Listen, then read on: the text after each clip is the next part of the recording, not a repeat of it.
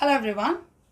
இன்னைக்கு லெசனில் நம்ம என்ன பார்க்க போகிறோம் அப்படின்னா, சில பேர் இங்கிலீஷ் பேசும்போது எங்களுக்கு வந்து புரியவே இல்லை, அவங்க என்ன சொல்ல வராங்க, என்ன வார்த்தை யூஸ் பண்ணுறாங்க, இந்த வார்த்தைக்கு என்ன அர்த்தம் அப்படின்னா எங்களுக்கு வந்து புரியவே இல்லை.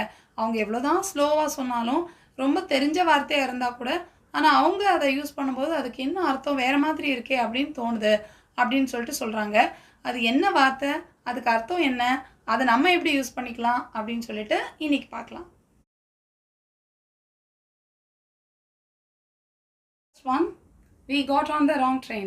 So we got on the wrong train அப்படின்னா நாங்கள் தப்பான ட்ரெயினில் ஏறிட்டோம் அப்படின்னு சொல்கிறதுக்கு got on அப்படிங்கிற இந்த phrasal verb யூஸ் பண்ணியிருக்கிறோம். ஸோ got on அப்படின்னா ஏறினேன் அப்படின்னு past tenseல சொல்கிறதுக்கு we got on the wrong train அப்படின்னு சொல்லிட்டு சொல்லலாம். Next one, hurry up, we are running late. இதில் hurry up, we are running late அப்படின்னா சீக்கிரம் நமக்கு நேராகுது, நம்ம லேட் ஆகிட்டுருக்கோம் அப்படின்னு சொல்கிறது தான் ஹரி அப் அப்படின்னு சொல்கிறோம். ஹரி அப் அப்படின்னா சீக்கிரம், ஃபாஸ்ட் அப்படின்னு சொல்லுவோம்ல, அதுக்கு பதிலாக தான் ஹரி அப் அப்படிங்கிற இந்த ஃப்ரேசல் verb யூஸ் பண்ணுறோம். So hurry up we are running late அப்படின்னா சீக்கிரம் நமக்கு லேட் ஆகிட்டு இருக்கு அப்படின்னு சொல்கிறதுக்கு இந்த மாதிரி சொல்லலாம். Next one, please check in before an hour. இதுக்கு என்ன அர்த்தம் அப்படின்னா 1 மணி நேரத்துக்கு முன்னாடியே நீங்கள் உள்ளே வந்துடணும் அப்படின்னு சொல்கிறதுக்கு தான் please check in before an hour அப்படின்னு சொல்கிறோம். இந்த செக்இன் அப்படின்ற வார்த்தை வந்து முக்கியமாக ஏர்போர்ட்டில் யூஸ் பண்ணுவாங்க. செக்இன் டைம் அப்படின்னு. செக்இன்னா நம்ம உள்ளே நுழையிற நேரம் அப்படின்னு சொல்லி எடுத்துக்கலாம். இது வந்து ஹோட்டல்ஸ்லேயே கூட சொல்லலாம். எந்த இடமா இருந்தாலும் செக்இன் டைம் அப்படின்னா நம்ம உள்ளே எந்த இடத்துல எப்போ நம்மளோட ப்ரெசன்ஸ் ஆரம்பிக்குதோ அங்கேருந்து அந்த டைமை கால்குலேட் பண்ணுவாங்க. ஸோ நம்ம வந்து உள்ளே நுழையிறது இல்லை உள்ளே போய் நம்ம ஒரு இடத்துல சேர்றத வந்து நம்ம செக்இன் அப்படின்னு சொல்லிட்டு இந்த வார்த்தையை வச்சு யூஸ் பண்ணிக்கலாம். Next one, I'll drop you off on the way back home. இதுக்கு என்ன அர்த்தம் அப்படின்னா நான் வீட்டுக்கு போகிற வழியில் உன்னைய இறக்கி விடுறேன் அப்படின்னு சொல்கிறது தான் I'll drop you off on the way back home அப்படின்னு சொல்கிறோம். இதில் வந்து ட்ராப் ஆஃப் அப்படிங்கிறது இறக்கி விடுறது அப்படின்னு அர்த்தம். நம்ம வந்து தமிழில் கூட நம்ம அதை சொல்லுவோம், நான் ட்ராப் பண்ணிடுறேன் உன்னை அப்படின்னு சொல்லுவோம். இங்கிலீஷில் அதை கரெக்டாக சொல்கிறதுக்கு ட்ராப் ஆஃப் அப்படின்னு சொல்கிறோம். வீட்டுக்கு போகிற வழியில் அப்படின்னு சொல்கிறதுக்கு on the way back home அப்படின்னு சொல்லிட்டு சொல்கிறோம்.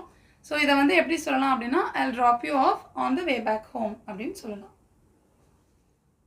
Next one, I'll pick you up at the airport. இதுக்கு என்ன அர்த்தம் அப்படின்னா நான் உன்னைய ஏர்போர்ட்டில் வந்து கூப்பிட்டுக்கிறேன் அப்படின்னு சொல்கிறது தான் I'll pick you up at the airport அப்படின்னு சொல்கிறோம். ஸோ இதில் பிக்கப் அப்படின்ற வேர்டும் நமக்கு வந்து ரொம்ப காமனாக தெரிஞ்ச விஷயம்தான். ஆனால் நம்ம வந்து பிக்கப் பண்ணுறேன், ட்ராப் பண்ணுறேன் இப்படி தான் சொல்லி பழகிருப்போம். ஸோ கரெக்டாக இங்கிலீஷில் சொல்கிறதுக்கு I'll pick you up at the airport அப்படின்னு சொல்லிட்டு சொல்லலாம். Next one, can you speed things அப்.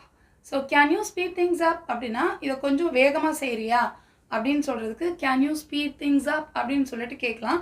நம்ம சூன் அப்படின்ற வார்த்தையை யூஸ் பண்ணியிருப்போம், வேகமாக செய், சீக்கிரமாக செய் அப்படின்லாம் சொல்கிறதுக்கு, இல்லை ஃபாஸ்ட் யூஸ் பண்ணுவோம். பட் அதுக்கு பதிலாக ஸ்பீட் அப் அப்படின்னு சொன்னால் இன்னும் நல்லாயிருக்கும். So can you please speed things அப் அப்படின்னா நீ கொஞ்சம் இந்த விஷயத்தை வேகமாக செய், அப்படி செய்ய முடியுமா, இல்லை செய் அப்படின்னு சொல்கிறதுக்கு இந்த மாதிரி சொல்லிக்கலாம். Next one, we were looking around the city. So we were looking around the city அப்படின்னா நாங்கள் ஊரை சுற்றி பார்த்துக்கிட்டு இருந்தோம். இப்போ நம்ம நாங்கள் எங்கேயாவது ஊருக்கு போனால் நான் ஊரை சுற்றி பார்த்தேன் அப்படின்னு சொல்லுவோம்ல, அந்த சுற்றி பார்த்தேன் அப்படின்னு சொல்கிறதுக்கு தான் லுக் அரவுண்ட் அப்படின்ற ஃப்ரேசல் verb யூஸ் பண்ணுறோம். ஸோ நான் வந்து ஊரெல்லாம் சுற்றி பார்த்துட்டு இருந்தேன் அப்படின்னு சொல்கிறதுக்கு we were looking around the city. நாங்கள்லாம் ஊரை சுற்றி பார்த்துட்டு இருந்தோம். Next one, we stopped over for some coffee. இதுக்கு என்ன அர்த்தம் அப்படின்னா காஃபி குடிக்கிறதுக்காக கொஞ்ச நேரம் நாங்கள் நின்னோம், கொஞ்சம் ஒரு இடத்துல நின்னோம். இப்போ நம்ம வந்து லாங் ட்ராவல்லாம் போகிறோம் அப்படின்னா சாப்பாடுக்காக நிப்பாட்டணும், இல்லை கொஞ்சம் காஃபி குடிக்கிறதுக்காக நிப்பாட்டணும் அப்படின்லாம் சொல்லுவோம்ல, அந்த மாதிரி சொல்கிறது தான் ஸ்டாப்ட் ஓவர் அப்படின்னு சொல்கிறோம். we stopped over for some coffee அப்படின்னா காஃபி குடிக்கிறதுக்காக நாங்கள் ஒரு இடத்துல நிப்பாட்டினோம் அப்படின்னு சொல்கிறதுக்கு இந்த மாதிரி சொல்லிக்கலாம். Next one, I went to the airport to send him off. இதுக்கு என்ன அர்த்தம் அப்படின்னா நான் அவனை வழி அனுப்பி வைக்கிறதுக்காக ஏர்போர்ட்டுக்கு போனேன். ஸோ இது வந்து இதுவும் நம்ம தமிழில் அடிக்கடி நம்ம யூஸ் பண்ணுறதா சென்ட் ஆஃப் பண்ண போனாங்க அப்படின்னு சொல்லுவாங்க. அந்த ஏர்போர்ட்டுக்கு போனாங்க, இல்லை எங்கன்னா நம்ம வந்து ரயில்வே ஸ்டேஷன் எங்கேனாலும் வழி அனுப்ப போகிறத வந்து சென்ட் ஆஃப் பண்ண போனாங்க அப்படின்னு சொல்லுவாங்க. ஸோ இங்கிலீஷில் அதை கரெக்டாக சொல்கிறதுக்கு I went to the airport to send him off. நான் ஏர்போர்ட்டுக்கு அவனை வழி அனுப்பி வைக்கிறதுக்காக போனேன். Next one, sorry I was held up at office. இதுக்கு என்ன அர்த்தம் அப்படின்னா, சாரி எனக்கு கொஞ்சம் ஆஃபீஸில் வேலை இருந்தது, நான் ஆஃபீஸில் இருந்தேன், இல்லை ஆஃபீஸில் மாட்டிக்கிட்டேன், கொஞ்சம் லேட் ஆயிடுச்சு, இந்த மாதிரி எல்லாம் நம்ம காரணம் சொல்லுவோம்ல, அதுக்கு எல்லாத்துக்குமே இது வந்து ஹெல்ட் அப் அப்படின்ற இந்த ஃப்ரேசல் verb யூஸ் பண்ணலாம். Sorry I was held up at office அப்படின்னா எனக்கு ஆஃபீஸில் கொஞ்சம் லேட் ஆகிடுச்சு, அங்கே கொஞ்சம் வேலை இருந்துச்சு அப்படின்னு சொல்கிறது தான் இந்த ஹெல்ட் அப் அப்படின்ற ஃப்ரேசல் verb வச்சு I was held up at office அப்படின்னு சொல்லிட்டு சொல்லலாம்.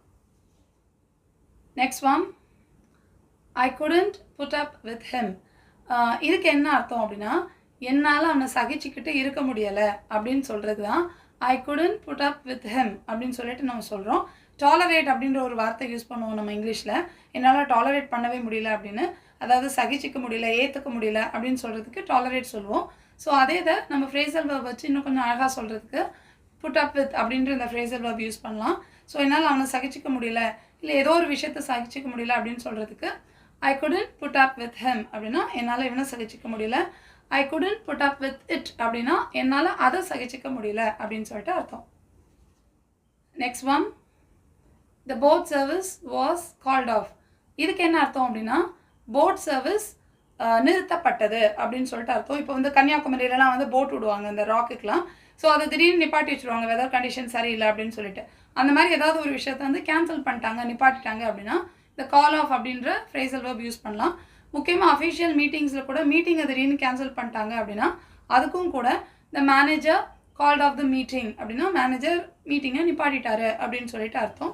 இப்போ இந்த சென்டென்ஸில் the boat service was called off அப்படின்னா போட் சர்வீஸ் நிறுத்தப்பட்டது அப்படின்னு சொல்லிட்டு அர்த்தம்.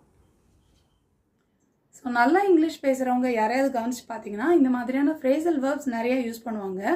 ஸோ ஃப்ரேசல் verbsோடைய அர்த்தம் நமக்கு தெரியல அப்படின்னா அவங்க பேசுகிறதே என்ன பேசுகிறாங்க அப்படின்னு புரியாத மாதிரி நமக்கு இருக்கும். ஸோ இந்த மாதிரியான ஈஸியான சின்ன சின்ன ஃப்ரேசல் verbs நம்ம தெரிஞ்சு வச்சுக்கிட்டு நம்மளும் வந்து பேசணும் அப்படின்னா நமக்கு இங்கிலீஷ் பேசுகிறதுக்கு ரொம்ப ஈஸியாக இருக்கும். மித்தவங்க பேசினாலும் நமக்கு புரிஞ்சுக்கிறதுக்கு ரொம்ப ஈஸியாக இருக்கும். நம்ம நேட்டிவ் பீப்புள் பார்த்தோம் அப்படின்னா அவங்க இங்கிலீஷ் பேசும்போது நிறைய ஃப்ரேசல் verbs வச்சு தான் யூஸ் பண்ணுவாங்க. ஸோ சின்ன சின்ன ஃப்ரேசல் verbs நீங்களும் கற்றுக்கோங்க. இங்கிலீஷ் பேசுகிறதுக்கும் புரிஞ்சுக்கிறதுக்கும் உங்களுக்கு ரொம்ப யூஸ்ஃபுல்லாக இருக்கும். I'll meet you in the next lesson. Thank you. Bye.